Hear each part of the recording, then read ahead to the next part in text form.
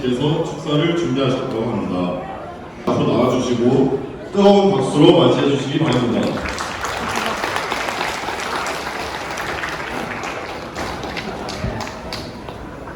안녕하세요. 저는 신랑 주인공의 오랜 친구이자 비즈니스 파트너로 나이는 1살 동생이지만 결혼은 3년 선배인 라고 합니다. 오늘 이 뜻깊은 자리에 영광스럽게도 축사를 맡게 됐습니다. 다시 인사드리겠습니다.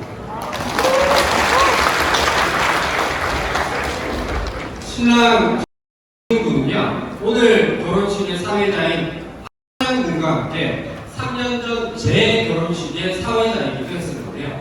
당시에 완전히 취한 상태로 사회를 와서 사회적으로 큰 무리를 빚은 바가 있어요. 그로부터 3년, 언제 복수하나 기다리고 있었는데 드디어 그날이 오고 말았습니다.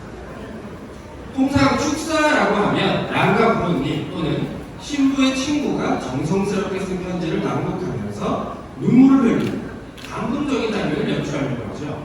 그런데 이러한 전통의 틀을 깨고 무슨 사고를 칠지 모르는 저에게 축사를 맡겼다는 것은 신랑 동생분이 오늘 같은 날 울고 싶지는 않다 라는 뜻으로 받아들이고 비교적 감동이 덜한 축사를 해보도록 하겠습니다.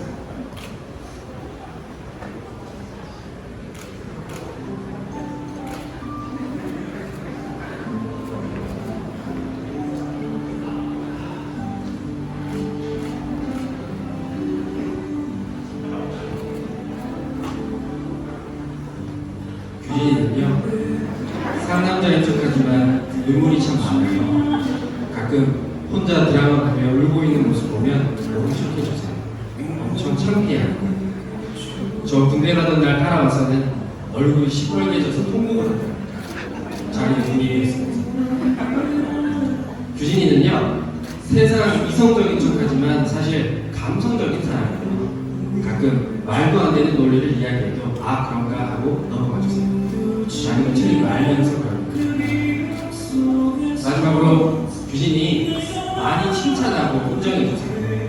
잘한다, 대단하다, 멋있다, 잘생겼다. 특히 잘생겼다는 말 많이 해주세요. 엄청 좋아요. 규진이 형, 10년 전에 우리는 결혼을 못하든지 아니면 진짜 폼나게 축의금 안 받고 결혼하든지 둘 중 하나일 거라 했었는데 결국 둘 다 축의금 많이 받고 앞으로 열심히 하죠. 형이야 당연히 알아서 잘 하겠지만 결혼 선배로서 하나만 얘기할게. 평소랑 싸우면 대체로 형이 잘못한 경우가 많으니까 일단 사과해.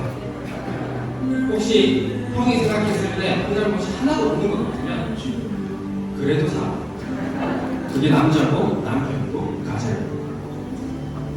그리고 규진이 형, 그동안 한 번도 얘기 못했었는데 이 자리 빌어서 이제야 10년쯤 전에 나 오토바이 사고 나서 한 달 병원에 들어오고 있었는데 주원비 없어서 퇴원 못하고 간호사들 눈치 보다 그때 형이 친구니까 도울 수 있으니까 돕는 거라고 아무렇지도 않게 내밀었다. 그 봉투. 그때 나는 어리고 철이 없었어. 자존심 안 세서 고맙다는 말 못하고 그렇다고 안 받겠다는 말도 못하고 나중에 10배, 100배로 받겠다고 큰 소리만 쳤었는데 이제서야 감사해. 딱 10배 넣었다. 100배는 앞으로 같이 벌자. 내가 책임지고 거기 할게. 진짜로 고마워. 그동안 한 번도 잊어버린 적 없어. 형은 진짜로 멋있는 사람이야. 베풀 줄 아는 사람이고 주위에 긍정적인 영향을 주는 사람이야. 이런 형이 선택한 형수라서 형수도 같은 사람인 것 같아.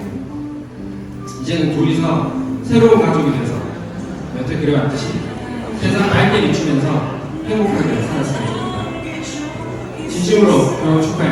잘 살아. 2020년 5월 30일 한국군의 이 자리에 서게 된